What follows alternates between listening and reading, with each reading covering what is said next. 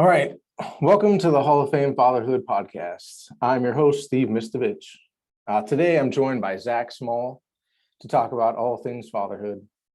In 2015, Zac started blogging on the familyalpha.com, where he writes about masculinity, marriage, parenting, and sobriety. He is also the co-founder of the private men's group, the Fraternity of Excellence, and has most recently started the Oak and Rock Fatherhood YouTube channel. Zac, thanks for joining me today. I'm pumped to be here, man. I'm looking forward to having this talk. Appreciate it. Zac, I brought you on the podcast because the mission is to honor and highlight fathers that are striving to what I'm calling for the Fatherhood Hall of Fame. Now, I'm by no means going to be like the final judge, but my hope is to bring men on like yourself who are striving to be the best fathers that they can. And over the course of time, hope to tease out some objective truths that can define that. I've been following you since 2018, and you and your message have been consistent throughout that time. So I guess I'll lead off with the first question is like, what drives you to do what you do and share that with the world? It's a great question because that's the crux of all of this. Why are we here and what are we trying to do? And that's a question I ask a lot of men, especially on Twitter. Why are you tweeting? What's the point? I want to be my best. I want to be the best man. I want to be the best husband. I want to be the best father. I'm a very competitive person, and so when I decided I left the military, I wanted the brotherhood and I wanted to talk about family. I realized I'm a good writer. And so I started writing and I started recording. I created the group, we're running with that. And the reason I continue to do this is because social media is a tool to be used. Social media is how you and I met. I never would have met you had we not used social media for our benefit. And so I write and I produce, I put that out there to help other men, but I'm also on there myself because I want to take things. I want to connect with people that, in the past you were confined to physical proximity. I don't use social media, like most people. I don't waste time on it. I don't just sit and scroll. I use it to connect. I'm talking to people across the globe. I'm talking to other fathers. And it's making me a better father. Talking to other husbands, I'm a better husband. Businessmen, sobriety, all these things. When you use social media, you can elevate your life at a rapid rate, compared to those around you who are still stuck in that little loop of you've got to just do the local thing. Yeah. I'm not doing local things. I'm doing global things. Gotcha. What tools, because social media is so, it can grab you, and just suck you in. Like what tools or like, what do you do to prevent yourself from falling into that trap?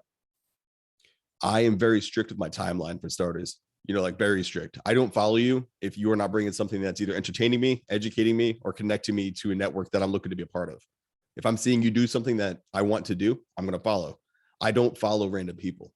And so when I go into my timeline, it's not, a giant mess of people sharing their highlight reels or people sharing their complaints. It's people who are doing things. And if you turn into a person who's not doing things and you're just posting like just surface level complaints and how nothing's working out, just all the garbage you see in most places, I just immediately remove you. And I do the same thing in my life. If you're not someone that's going to bring value to my life, you don't get to stay in it. I'm so busy, man. I've got so much to do that I don't have time for nothingness or redundancy without progress. And so even though I'm reading their content, I'm a creator on social media.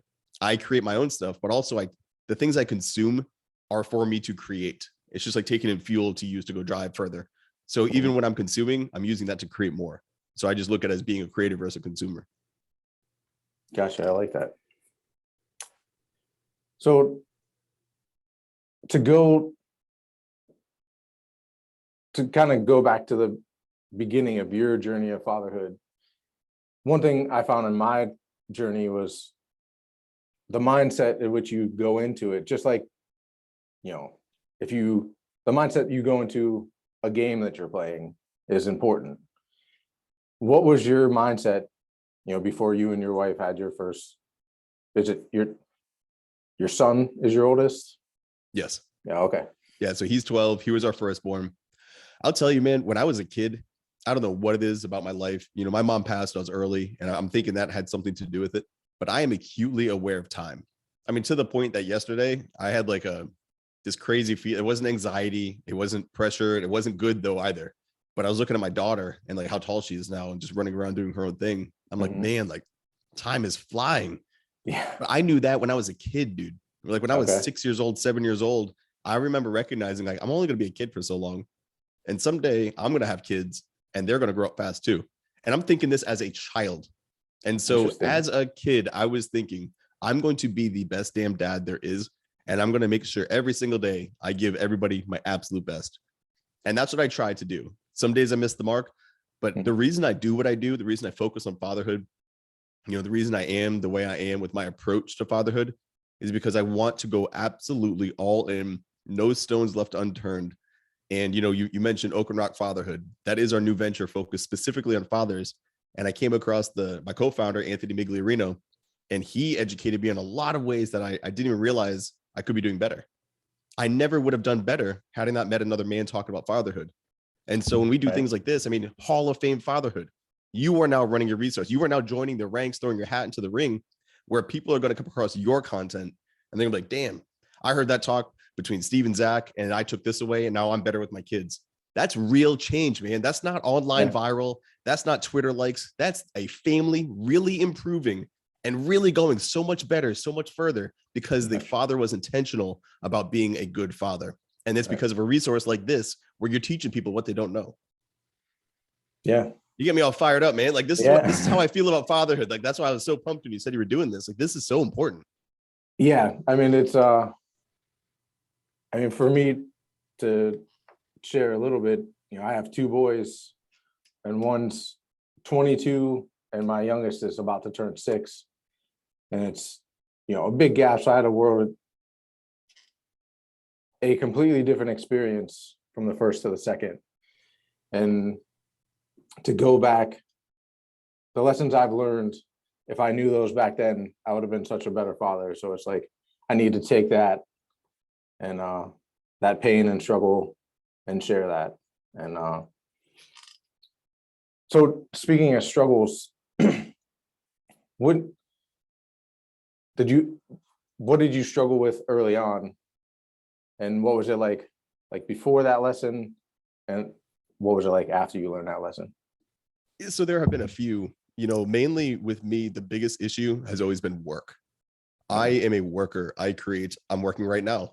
You know, we're sitting here having this conversation. My kids are home from school today. I could be hanging out with them. I've learned that I really have to balance this, you know, and to go back, you know, I was in the military for 8 years.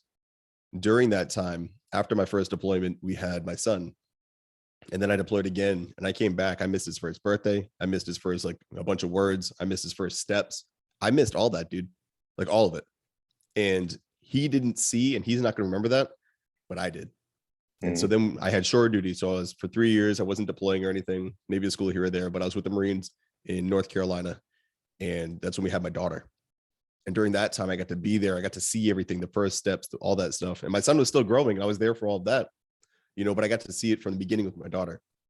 And that really hit me. And I made a decision. You know, I was instructor of the year, sailor of the year, crushing it. I had made E6 within 6 years. Like I was doing well for myself in the military and I was on a good trajectory. And I walked away. You know, I left against a lot of people's expectations because I could have been an E8, E9, retired at 39, collecting a pension before I'm 40. You know, that's a pretty cool trajectory for your life. Yeah. But I didn't want that. I wanted to be a good father. And I couldn't be a good father and a good sailor if I was in the military because I made country first. It was country, then family. And so I was giving everything. I was volunteering for every deployment. And I realized in that moment, I have a tendency to take my work as my mission, and that comes at the expense of my family. And so I had to leave that. But then I learned the lesson. It's not just military men. Think about all the dudes who are working their 9 to 5. They hustle, they grind, they do all this because they are men, they are workers, they want to build. And they forget, you know, your job is just supplying you with a paycheck. That shouldn't be your purpose in life. If you brought family, if you brought children and literal life into the world, that is your duty. That is your priority. And so I found myself multiple times, man, trying to balance conventions and balance writing and blog posts and podcasting and being there with the kids. And so I really have to be intentional about that. And the only way you know if you're going too far is to cross the line. And dude, I've crossed the line on both sides. I've crossed the line where I'm working too much, I'm hustling too much, and I realize It's been 3 weeks and I've not had a single night at home to just sit and watch TV and hang out with the kids. Because every night I'm writing or recording or doing something or building or visiting people. Right. On the other end, I'll swing to the other side of the pendulum where I'm not writing anything. I'm not creating anything. And all of a sudden I'm like, oh, all of my numbers across the entire board are down. What's going on? And I'm like, shit, now I'm hanging out too much, and so now it's too much family time. And when you work at home, these are very easy traps. Like, it's like you're lost in the office or you're never in the office. And I'm trying to find that. I'm still working on keeping that balance there. But I'm in a pretty good spot now. I've been doing this for a while. And so I would say my biggest struggle, and probably a lot of men can relate to, is getting hooked on the grind or the chill, and having a hard time grinding and chilling. Yeah. It's got to kind of be a both and approach, not a either or. Right.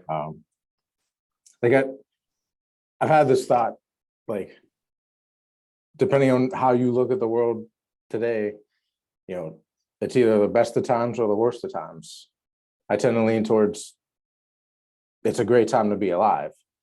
And as far as like you said, a lot of men are focused on building and they spend too much time at work. But I've had this image in my head, like, to go back in time to say like the agricultural age, when families, that's what they did. Dad was on the tractor and mom was taking care of the home and kids were working on the farm. Like, in a similar vein, like, we have that opportunity, obviously not necessarily farming, but like, you have the opportunity as a father to like be at home and still fulfill a mission and take care of your purpose and have that family cohesiveness that I think a lot of people want. And so I just wanted to share that thought and see how that lands. Yeah, no, it's a great thought. And there's this message I keep putting out. It's presence, not presence. Presence with a CE, not a TS at the end. Gotcha. And that's exactly what you're saying. Because I'm home, that doesn't mean I'm a present father. There are absent fathers who see their kids every single day. Mm-hmm. Like, let that really sink in, because that's some heavy shit. Yeah. The first time I realized that, I was like, damn, that good job, brain. But that sucks to know. Like, it's a cool tweet, but it's a horrible lifestyle to live. Yeah. And you're home, but you don't talk to your kids. You don't engage with them. You don't get down to their level. You're only called in when mom's checked out and you're the authoritarian. And they think that that's what a father's supposed to be. I'm just the authoritarian. It's funny you bring this up. I was talking to Swift. So Praetorian Swift, he had put a podcast out with his spouse, and they were talking about how early on he spanked his kids. And he was just the friendly discussion. He's like, yeah, Zach and I, we butted heads a little bit on this in a respectful way, because we're trying to find out what's a man's duty, but in that he said, I would discipline the kids, but I was always there for them on the other parts too. I wasn't only the authoritarian. And a lot of men find themselves only there for the kids when it's time to bark at them or something like that. And what I've realized is when you're home, like you said, prior to the industrial revolution, when dads were ripped out to the factory, they were home all the time, working with their kids, doing things with their kids. They bring the boys out to the field, the kids out to the garden. They would do things together. And while they were working, they were still in each other's world, and they would have conversations. They would kind of in passing touch base. Because we're so technologically advanced, people think like, oh, I shared a video of my kid on Facebook and it got 20 likes, and so I'm a good dad. At no point did they realize your kid doesn't give a shit about what you're doing online with their photos. They want dad present. They want dad to play with them. They want dad to have a good time and to listen to them. And this is something that with Oak and Rock Fatherhood, Anthony and I have been banging this drum pretty hard, man. We need to change the landscape and the expectation placed upon fathers. You're not just the authoritarian. When you're home, get into your child's world, because you only have so many years before they're gone. Right. And that's kind of my very active, hyper time aware brain working. And I understand that. Yeah. But I think everybody should have a small dose of that at least, because the time is going to go. And eventually those kids, I mean, you said 22 and what was the other age? 6. Yep. That's a huge gap. And I'm sure that 6-year-old is going to be 22 like that. And you're aware of that because you've already seen it happen once. And so my kids, they're closer. It's 12 and 9. But I've never raised a kid today, that is as old as my kids are today. And tomorrow it's a new PR. I've never raised a kid that was 12 years old in tomorrow's age and 9 years old, in that age as a girl. And so it's just an interesting thing that you were saying, when fathers used to be in the home and now they're still in the home, but they're missing the connection that old fathers used to have. Well, those dudes spoke to their kids, and as men, as modern men, we should be doing the same. Agreed. And like when you mention like raising 12 and a 9-year-old in today's age, what's your greatest hope for them, and what's your greatest fear For my kids? Mhm. My greatest fear is that somehow I missed something. I didn't address something. They go out into the world and they simply aren't prepared for it. I'm not afraid my kids are going to grow up and be crackheads. I'm not afraid that something bad's going to, life is going to do what life does. I can't control that. So my fears and my concerns, my hopes, they always fall into the category of something that I did have control over. And because of the work that I do, I'm constantly talking to people, about how to improve, how to be better, how to be the best dad you can be. Mhm. I would never want to say all these things and I didn't do something for my kids, man. Yeah. Like that's such a fear in the background. It's like, I have to live this. And I can't say, hey, make sure you're listening to your kid. And all of a sudden I didn't listen to something. And on that day, that was a very important thing and I missed it. Yeah. So that's always there. My hope is that they go into this world as themselves, man. They go into the no conformity, not trying to please the masses. They're going to go out. They're going to do their thing, not even to please me. I don't care if I like what they do. I don't, like, they are their own individual human beings. Mhm. My job is just to arm them with the knowledge, the education, and kind of the foresight of what I've learned to help them not fall into the holes I fell into, Mhm. and then just go out and crush it and do so much better than me. My kids, their trajectory is so much higher than mine. It's stupid, but that's how all dads should be, is like, look, you're learning all the things I didn't know. I'm giving Mhm. you everything I didn't have. I'm going to be the father to you that I needed as a kid. Yeah. And then you're going to miss things. I'm going to miss things. But our grandkids, our kids who are now on a higher trajectory will fill in the things they didn't have. And our grandkids will go even further. Mhm. And so that's legacy, man. So when you talk about Hall of Fame fatherhood, what's the Hall of Fame? It's people who left a dent in the world. It's Right. people who left a dent on that sport, people who did something so incredible for so long that the sport has to recognize them for eternity. Because when you make it into the Hall of Fame, you get that statue, you're there, people go see it. Right. That's what you're doing as fathers. You're making a dent. And so your grandkids and great grandkids, they look back on that photo or that thing or that lesson taught by you, and they're like, that dude, Mhm. that's the dude. He set some shit up. And then my dad built upon it. And then I built upon it. And then, it goes on So and on on. and so forth. Yeah. It's I found myself, it was interesting how you answered that question, because in my mind when I asked it, I was thinking like the effects of the greater world, like you said, like the world's going to do what it does and you don't have any control of that. So I liked how you brought that down to what you can control. And I think that's powerful, because really that's the only thing that matters. And so I just want to share that was a powerful moment. Well, think about how it plagues. I mean, prior to recording, you and I were talking about like World War III being around the corner. Like we don't know what's coming down the pipeline, Right. and so we do our best. And some people fear that. They're so afraid of like, well, this isn't the world I want to raise my kids in. It's like, man, this is life. Mhm. You don't get to dictate the environment you're operating in. You just have to operate within it.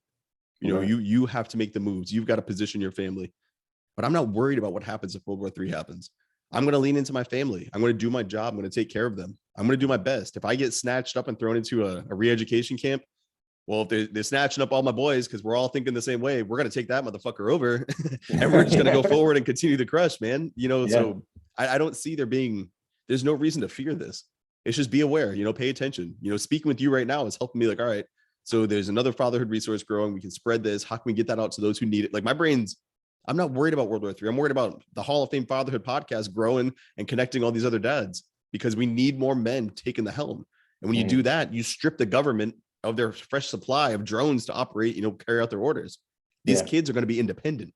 These kids are going to be individual. They're not going to have their revolutionary spirit or sovereign nature beaten out of them. They're not going to have dads who say, do as I said because I say so, because that's what the government's doing. And all the people who are raised like that, they're like, okay, I can't disobey authority. My kids ask me why, My kids ask me the reason behind some of the things I do. I don't get upset. Hey, I need you to clean your room. Well, why do I need to clean my room? I like it the way it is. Well, when you're more organized, you're going to find that the structure is going to help speed up the efficiency of what you're doing throughout the day. Your clothes are in the right spot, your pen and pencil. You'll learn this because you just want to be more efficient. But also you want to ensure that nothing gets left between the cracks. So you forget things, you'll lose things if you're disorganized. Right.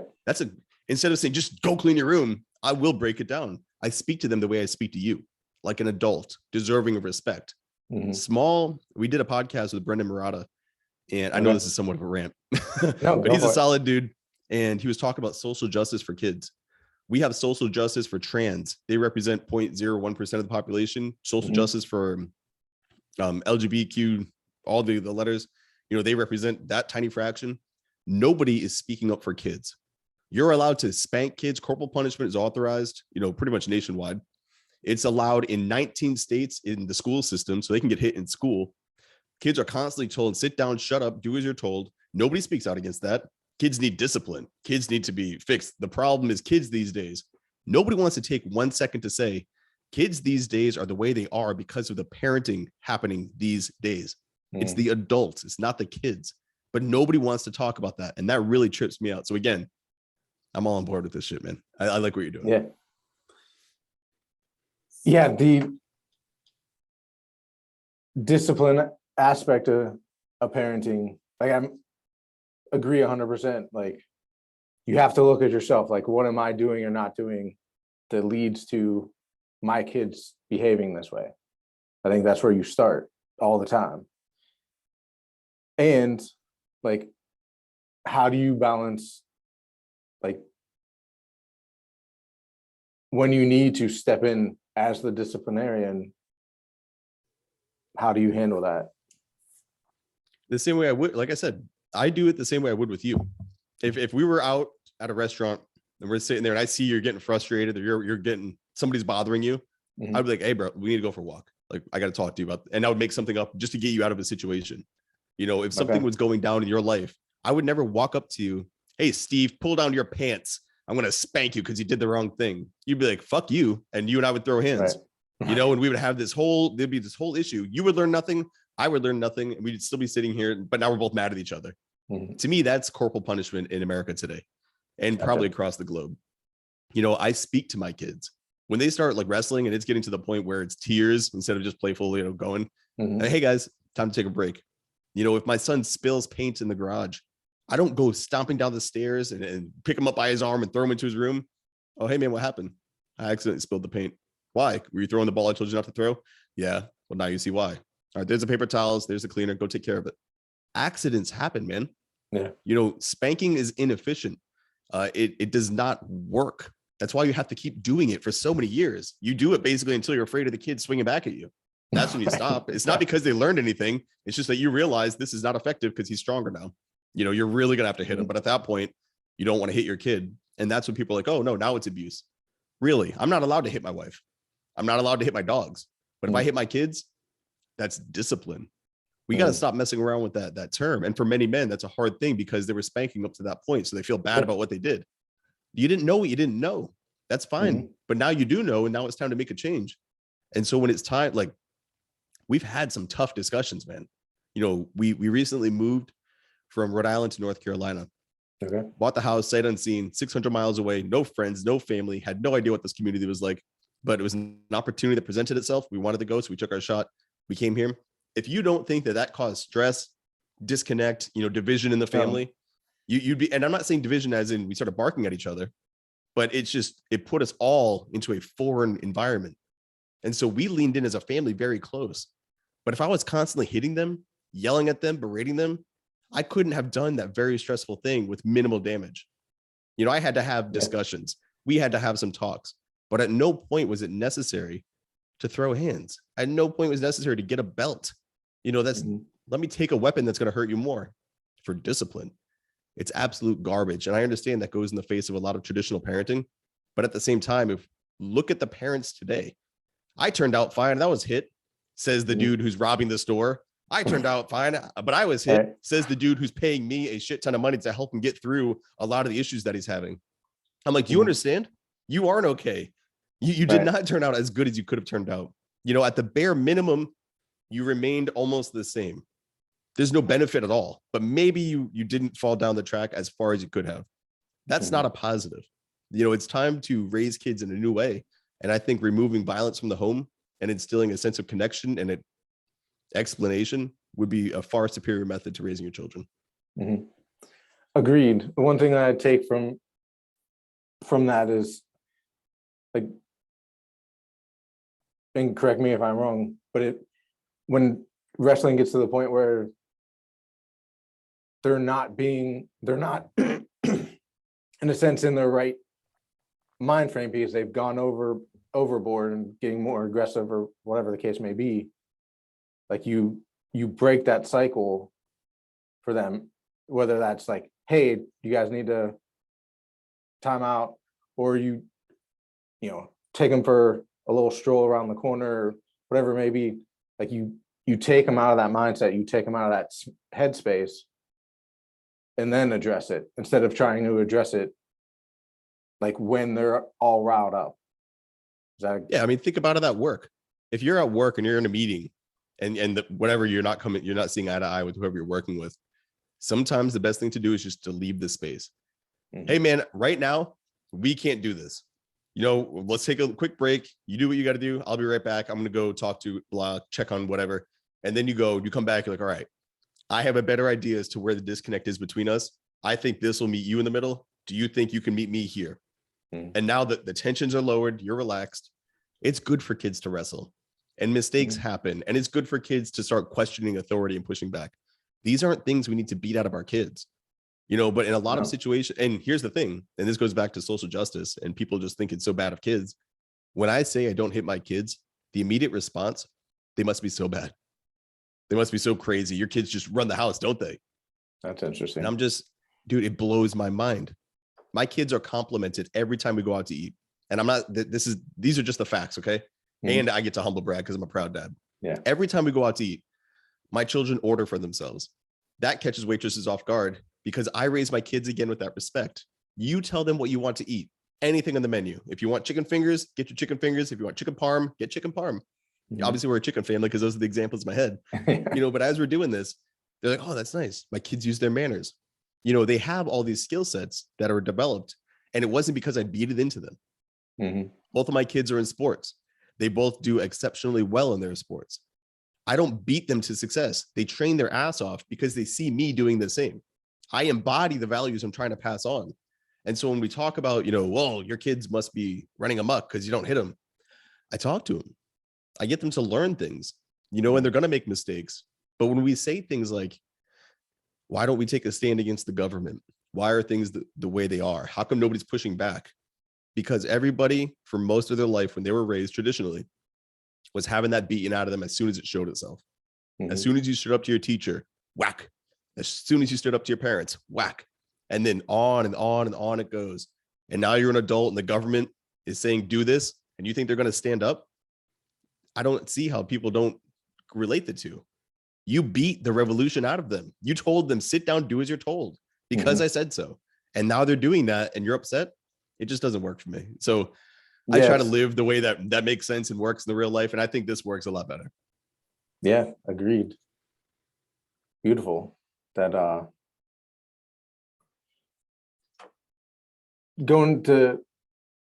you mentioned Oak and Rock Fatherhood. I'm just curious because I like names and like why people name them, but like why Oak and Rock, and like what's the mission there? Hell yeah. Love talking about this, man. All right. Oak and Rock. That's our new child. That's a brainchild between myself and Anthony Biglierino. Okay. So I run thefamilyalpha.com. I run fraternityofexcellence.com. I came across Anthony's work. He runs peacefulfathers.com. So he was already on the same page. I was peaceful parenting without knowing there was a title for it. I just didn't hit my kids. Come to find out there's a whole movement here, and that was cool because I didn't know.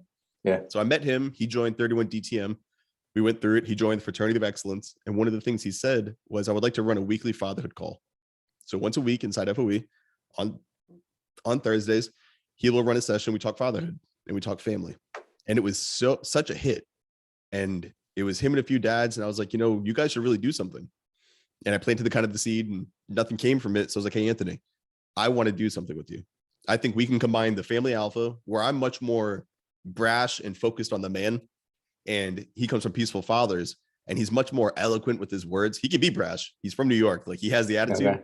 but he has the understanding because he's done a lot more of the research side of the house than I Okay. have. And so he can talk to you about the books, the statistics, and all these things. And so the two of us together, it's a pretty formidable duo because we're hitting two angles of the same thing, and we're 100% aligned. We both are. It's kind of crazy when we go out. The way we see things is very uncommon, but for us, it's like we're looking through the same eyes. We just see the world the same way. And so Oak and Rock. Well, what are men supposed to be? They're supposed to be deep rooted and connected to their family. That's like an oak tree, and you can't get blown away with the winds. That's a strong oak tree. Men are also supposed to be hard. That's the rock. That's the one who's the protector, the provider. Nothing can roll you over. You're a big, heavy boulder. You're not going anywhere. And so a father should have deep roots and have a very strong connection, which doesn't get him blown away. At the same time, he's got to be strong, independent, and immovable. So when you put those two together, that's the type of fathers we're trying to create. You can be a strong man without hitting your kids. You don't have to use force or yelling to assert authority to prove you're the man. You can be the man by not allowing anything to shake you. And that's what we want fathers to understand. If you go to work and you're getting bossed around all day, and then you come home and you take it out on your wife and kids, you're not tough. But that's the only time they get to show that toughness. That's the only time they say anything in the world and somebody has to listen to them. And I don't think we should treat our spouse or children like that, especially our children. A spouse can leave. A kid, though, they're stuck there. They have nowhere to go. And so you need to connect with them instead of trying to show somebody like, hey, I'm a tough guy. I told that kid what to do. No, man, show me that you're a real tough guy. Get on their level and speak to them, and then educate them, and then arm them to be stronger than you and still hang, because that requires you to go further. So this morning I worked out. I sat and wrote a bunch of emails. Dude, I'm constantly pushing the message that we have to embody these things, but that doesn't work if I don't do it. And so Oak and Rock Fatherhood is me sharing the lessons I'm living. And Anthony, the same thing with him. Beautiful. I love that name, and especially knowing the purpose behind it. I love it.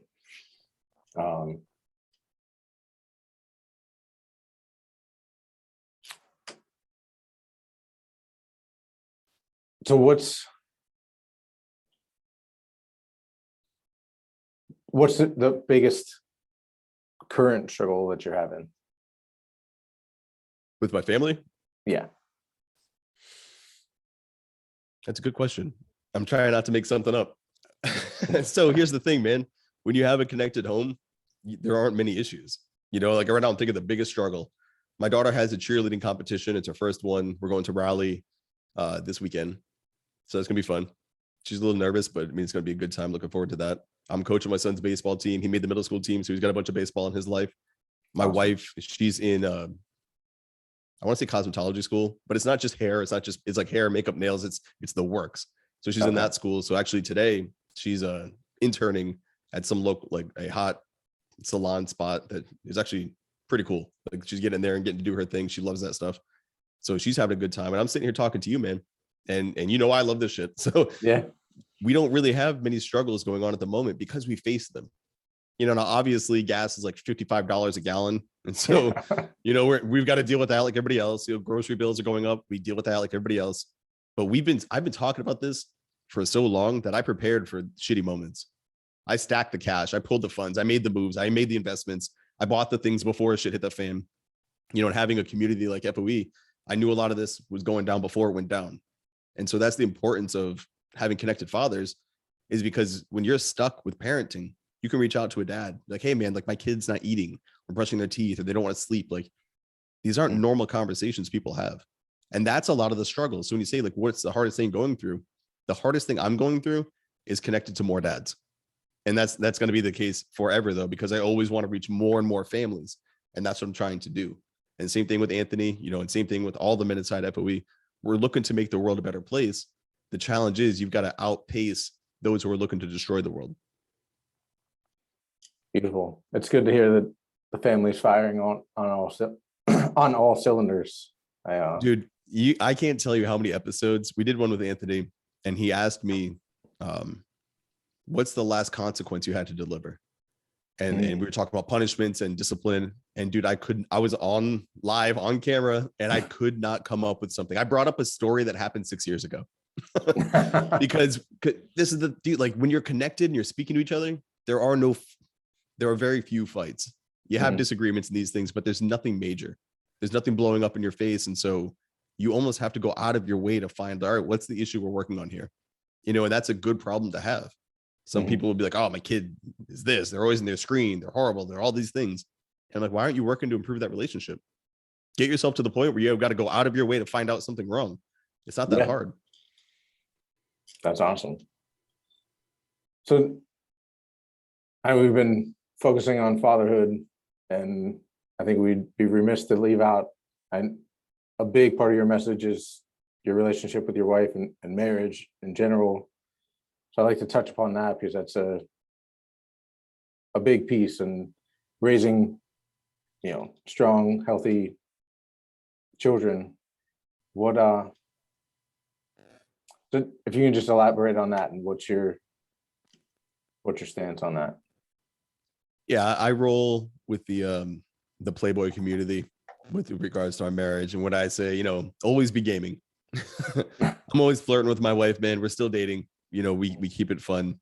We are having a good time. Like I said, we're 35. We've been together since we were 16. We've been married since we were 21. We've been together a while. She is on the same page. We both don't hit our kids. We both aren't yelling at our kids. So all the things I'm saying, it could be we, but obviously speaking to men, speaking to fathers, I do go about it differently. My relationship with my kids is different. I'm much more here's where we're at and let's see where we're going, where she's more about the feelings and whatnot.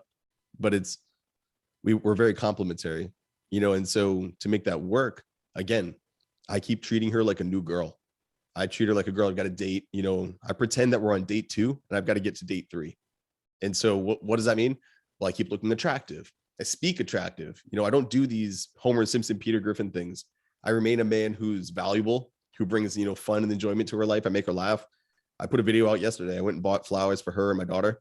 And not because buying flowers makes you a good man, like you see in Hallmark or all these movies, but because I wanted to get her something. I personally wanted her to have something. I was at the store. I saw them. I was like, screw it, and little things like that. We're still having fun. There's no strings attached. It's not, here's flowers, have sex with me tonight. Like, that's not it at all. It's here. I was thinking of you. And, she hears that. She's like, oh, thank you. That's great. Yeah. And so we are better now than we were at 16 when it comes to extra activities, when it comes to just our enjoyment of each other, because we know each other so well. We know exactly kind of what the other one likes or what they enjoy to do. And so the marriage hasn't gotten stale. We make it a great example. I hope we're showing a great example for our kids as to what to expect in a spouse. And our approach to parenting, again, is about maximizing the connection within the home. Beautiful. Man. It's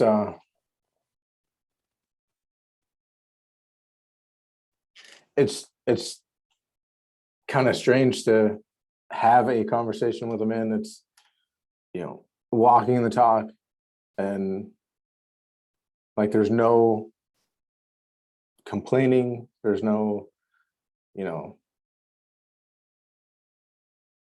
just no complaining, I guess is the best way to put it. And it's refreshing to hear. And it's giving me something to strive for, because it's, I don't want to be someone that complains about my wife or my kids, or, and so I just wanted to acknowledge that. And, I appreciate what you're doing. Yeah, I mean, this should be the norm, brother. Like, this should be like men sitting down. If we're sitting on the Zoom and having this discussion, if you got rid of all the cameras and people weren't watching us, we sat at a table. This is how normal conversation should go. Hey, what are you working on? And if you are struggling with, like, hey, I'm trying to launch this new business, or I'm trying to figure this out, or I don't know this about marketing or something. Oh, cool. And then you sit down, you just connect with people, and then you just make the moves. And like, it's about growth. Oftentimes people aren't talking about growth. They're talking about redundancy without problems. I mean, without progress. It's just the same discussion on the same problems they had the same day, but it's a week later. Same problem, same discussion a week later. And you're like, dude, do something about it. Like their action, their activism to change their life is continuing to complain about their life. That's all they do. It's like they want to complain. That's all they have going for themselves. And a lot of fathers, they're either in the boat where they've stopped trying. So now they're focused entirely on their kids need to train, their kids need to work out, their kids need to focus on their grades. And you look at him and it's like, what are you doing? I'm just barely going through the motions. I go to work, I come home, I open a beer, I watch Netflix, I go to bed.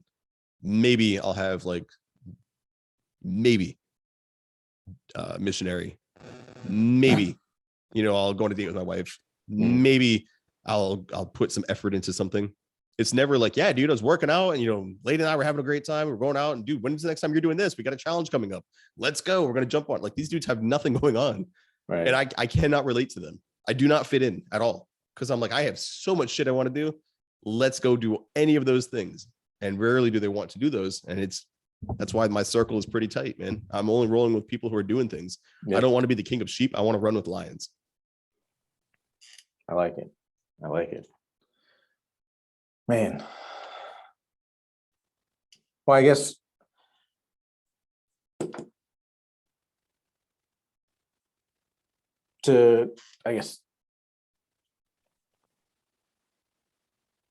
I'll end with one last question.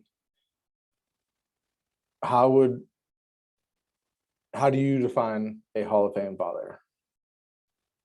A Hall of Fame father is a father who showed up every day, giving everything he had to that situation. I really like the title. I really do think of it in terms of sport, and who made the Hall of Fame. The dudes who showed up every day. When you see the Kobe Bryants, the Michael Jordans, they talk about, hey, I shot 10,000 shots just to get better at that thing. That's why they were so good. They put in so many reps. The best fathers is the same thing. How many reps are you putting in? And again, being here is not a rep. Being here in their life is not a rep. I've got to get into their life. I've got to have difficult conversations. I've got to be willing to allow them to grow up as their own person and not be a little clone of myself. I've got to see them in a position where they might challenge my beliefs. I might have to change my beliefs. I might have to change my parenting based upon feedback from my kids. Some dudes don't even think about that ever. But think about it. In the sport, if you're not getting the hits, if you're not making the shots, something has to change. Rarely do men think of that in the context of fatherhood. What you're doing might not be working. If you're home, you're walking on eggshells. People are still fighting. You're having issues. Nothing's improving. You have to change your behavior. And you look at these men, they'll have 50 books on finance, 10 books on fitness, 30 books on social networking and growing their accounts, 0 on parenting. Fatherhood is the greatest role you ever play in life of another person, and you don't think it's worth investing the $5 to $20 on becoming a better father by buying a book, buying a course, jumping into a network of fathers. You'll watch The View, you'll watch The Simpsons, you'll watch sports, but you won't watch an episode of Hall of Fame Father. You won't watch an episode of Oak and Rock Fatherhood. You won't look at the dad Twitter squad that's rolling around. You won't look at all those things focused on being a better father, but you'll consume mindless shit that gets you nowhere. And that's the problem. That's how you'll never make the Hall of Fame. So for Hall of Fame fathers, you got to show up and put the reps in when nobody's watching, and put the reps in and put the reps in. And when you take a loss, you keep going forward. When you get a win, you don't lose your head. You think, all right, we're on to the next one. And it's like Belichick. You win the Super Bowl. Right. Well, what are you thinking about? We're 6 weeks behind everybody else training for next year. That's the mindset I have. Like, all right, I've done a lot of great things. They're 12-9. I've got them until I'm dead. This is a lifelong sentence. So every single day is day one for me. And that's how I look at it. Beautiful. I like it. And I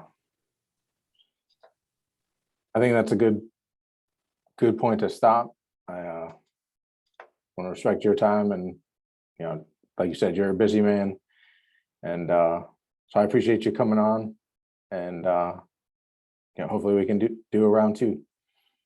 Oh, Steve, man, I got to get you an Oak and Rock now. We got to bring you on and start talking about this, brother. Like, no, that's going to be awesome. I look forward to future collaborations. I've got a long list of dudes that you should have a conversation with, so we can get that going. But man, I just appreciate you having me on here. The fact that you're doing this, speaks volumes to your commitment to the craft of fatherhood. And so I appreciate even being a part of this, man. And I'm looking forward to helping you grow. I appreciate it. And the fact, I love that you framed it as like fatherhood as a craft. Because if there's anything that I've tried to craft, it's, being a good father. And never viewed it that way before.